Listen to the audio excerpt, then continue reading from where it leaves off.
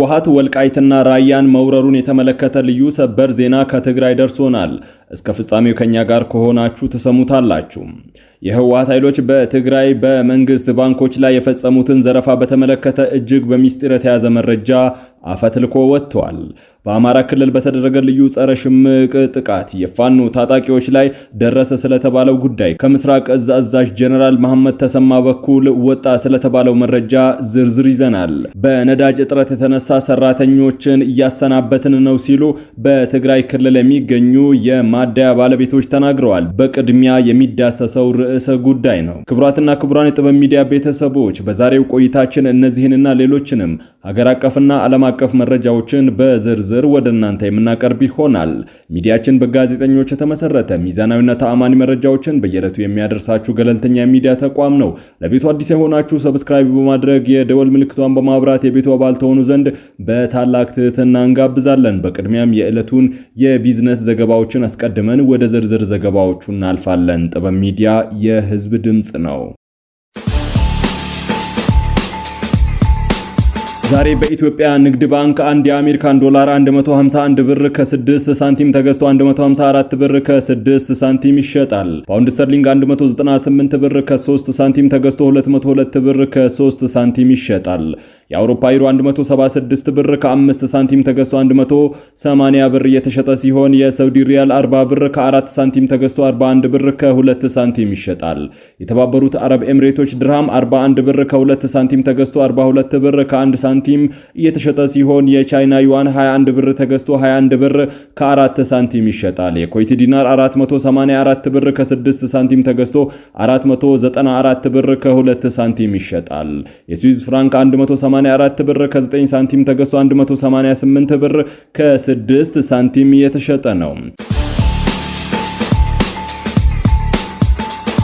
በነዳጅ እጥረት የተነሳ ሰራተኞቻችንን እያሰናበትን ነው ሲሉ በትግራይ ክልል የሚገኙ የማደያ ባለቤቶች ተናገሩ።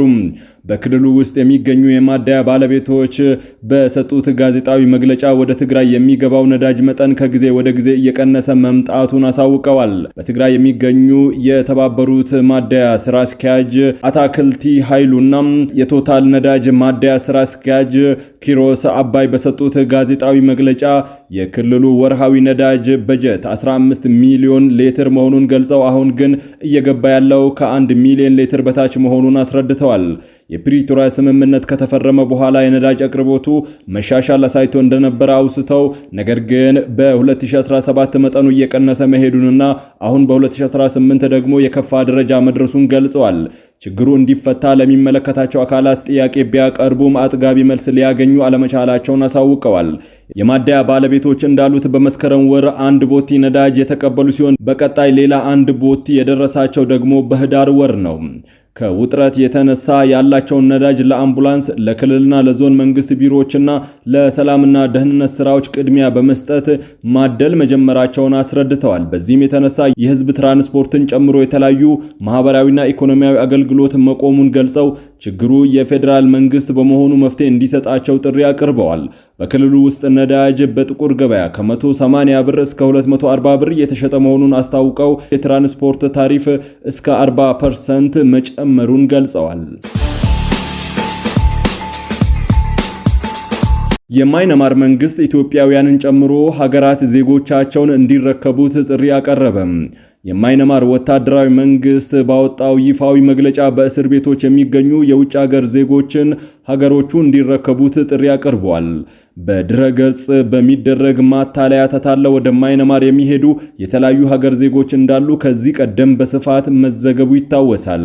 ከነዚህም መካከል በርካታ ኢትዮጵያውያን ወጣቶች የሚገኙበት ሲሆን ወጣቶቹ ማይነማር ከገቡ በኋላ በእስር ላይ ሆነው የቀን ስራ እንደሚሰሩ ነው በስፋት የተገለጸው።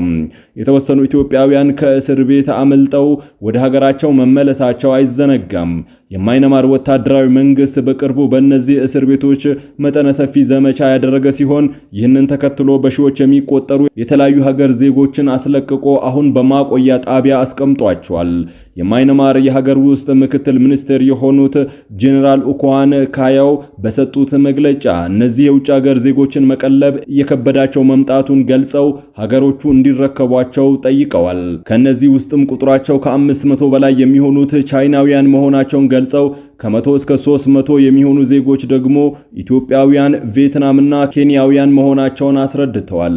በሺዎች የሚቆጠሩ የውጭ ዜጎች ከታይላንድ ድንበር አጠገብ በሚገኝ ማቆያ ስፍራ ላይ እንደሚገኙ ያሳወቁት ሚኒስቴሩ የተጠቀሱት ሀገራት ዜጎቻችሁን ውሰዱልን ሲሉ መናገራቸውን አሶሺየትድ ፕሬስ ዘግቧል። ዓለም አቀፉ የሰብአዊ መብት ፌዴሬሽን እና የዓለም ጸረ ቶርቸር ድርጅት በጋራ ባወጡት አዲስ ሪፖርት በኢትዮጵያ የሰብአዊ መብት ተሟጋቾች፣ ጋዜጠኞችና የሲቪክ ማህበራት ላይ የሚፈጸመው ጥቃት እየተባባሰ መምጣቱን አሳውቀዋል። የእድገት ምህታት ወይም ዘ ኢሉዥን ኦፍ ፕሮግረስ በሚል ርዕስ የወጣው ባለ 46 ገጽ ሪፖርት ጠቅላይ ሚኒስትር አብይ አህመድ ወደ ስልጣን ከመጡ በኋላ የሲቪክ ምህዳሩ በአሳሳቢ ሁኔታ እያሽቆለቆለ መምጣቱንና ቀደም ሲል ታይተው የነበሩ ተስፋ ሰጪ ለውጦች መቀልበሳቸውን ዘርዝረዋል። በሰብአዊ መብት ተሟጋቾችና ጋዜጠኞች ላይ የሚፈጸሙ ማስፈራራት፣ ያለ ፍርድ ቤት ትዕዛዝ ማሰርና ማዋከብ የተለመደ የአስተዳደር መሳሪያ ሆኗል ሲል ሪፖርቱ ይወነጅላል።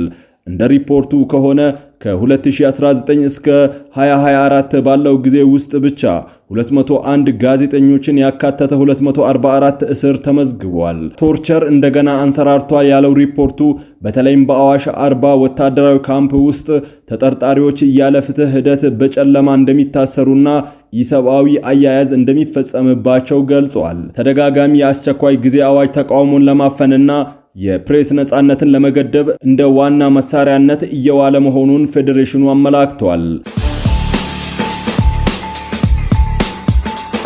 የኢትዮጵያ አየር መንገድ እሁድ ታህሳስ 5 ቀን 2018 ዓ.ም ከቀኑ 9 ሰዓት አካባቢ በቦሌ ዓለም አቀፍ አውሮፕላን ማረፊያ ተርሚናል 2 ውስጥ አነስተኛ የእሳት ቃጠሎ ተነስቶ እንደነበረና ወዲያውኑ በቁጥጥር ስር መዋሉን አሳወቀም። የአፍሪካ ትራንስፖርት ማዕከል በሆነው በዚሁ ተርሚናል የተከሰተው ይህ ክስተት በመንገደኛ ማስተናገጃ ህንፃ ውስጥ እየተከናወነ በነበረ የጥገና ስራ ምክንያት የተፈጠረ መሆኑን ገልጿል።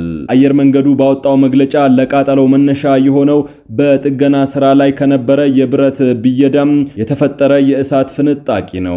ይህ ፍንጣቂ በአቅራቢያ ወደ ነበረች አንዲት ክፍል በማረፉ እሳቱ ተቀስቅሷል። ይሁን እንጂ በስፍራው የነበሩ የደህንነት ባለሙያዎችና የአደጋ ጊዜ ሰራተኞች በወሰዱት ፈጣን እርምጃ እሳቱ ምንም አይነት የከፋ ጉዳት ሳያደርስና ወደ ሌሎች ክፍሎች ሳይዛመት ወዲያውኑ እንዲጠፋ ተደርጓል። በቦሌ ዓለም አቀፍ አውሮፕላን ማረፊያ በርካታ ዓለም አቀፍና የሀገር ውስጥ በረራዎችን የሚያስተናግድ እንደመሆኑ መሰል ክስተቶች የሥራ እንቅስቃሴዎችን እንዳያስተጓጎሉ ጥብቅ የደህንነት አሰራሮች እንዳሉት ይታወቃል። በዚህም መሰረት አሁን በተፈጠረው ክስተት በመንገደኞች መውጫና መግቢያ እንቅስቃሴም ሆነ በበረራ መርሃ ግብሮች ላይ የተፈጠረ ምንም አይነት መስተጓጎል እንደሌለ አየር መንገዱ አረጋግጧል። በሶማሊያ የተሰማራው የኢትዮጵያ ሰላም አስከባሪ ኃይል በተሻለ ቁመና ላይ እንደሚገኝ መከላከያ ሰራዊቱ አሳወቀ። በሶማሊያ የሚገኘው ሴክተር 3 ሰላም አስከባሪ አባላት በማንኛውም ጊዜ የሚሰጠውን ሀገራዊና አህጉራዊ ተልዕኮን መወጣት በሚያስችል ደረጃ ላይ እንደሚገኝ በሴክተር 3 ዋና አዛዥ ብርጋዴር ጀነራል ተክሉ ሁሬሳ የተመራው የኢንስፔክሽን ቡድን ማረጋገጡን ነው የሰራዊቱ ዘገባ ያመላከተው። የሰላም አስከባሪ ኃይሉ ዝግጁነትን ለ8ኛ ጊዜ በዲንሱር፣ በባርዴር፣ በገብረሃሬ፣ በቀንሳዳሬ፣ በቡርዲቦ፣ በባርዴሌ፣ በቡርካ ካባና በሴክተራስ ሲፍታር ተዘዋውረው ያረጋገጡት ብርጋዴር ጀነራል ተክሉ ሁሬሳ ሰላም አስከባሪ ሰራዊቱ አስፈላጊውን ዝግጅት አድርጎ ቀጠናውን ባለማስደፈር የራሱንና የሀገሩን ክብር በማስጠበቅ በጥሩ ወታደራዊ ቁመና ላይ ይገኛል ነው ያሉት። በሴክተሩ የሚገኘው አመራር አባላት እንዲሁም ሙያተኞች ደከመኝ ሰለቸኝ ሳይሉ የጋራ ዓላማ ላይ ተመስርተው ከዚህ በፊት በተለያዩ ምክንያት ለግዳጅ ዝግጁ ያልነበሩ ተሽከርካሪዎችንና ብረት ለበሶችን የመሐንዲስ ማሽነሪ እንዲሁም ሌሎች ንብረቶችን ጠግነው ጽዳታቸውን ጠብቀው ለተልዕኮ ዝግጅት ማድረጋቸውን ገልጸዋል። በአማራ ክልል በቅንጅት በተሰራው ጸረ ሽምቅ ኦፕሬሽን የተሳካ ውጤት መጥቷል ሲሉ ሌተናል ጀነራል መሐመድ ተሰማ ተናገሩ።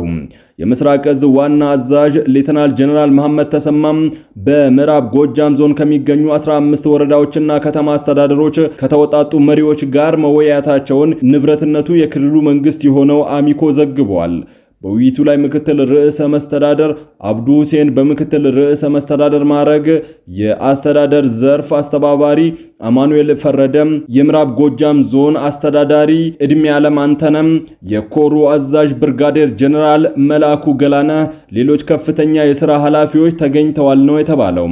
ሌተናል ጀነራል መሐመድ ተሰማ በዕለቱ እንደተናገሩት የሲቪል መሪዎች እንደ ወታደር የኦፕሬሽን ስራውን በመተግበር በመደገፍ ውጤት ለማምጣት መስራታቸውን አረጋግጠዋል።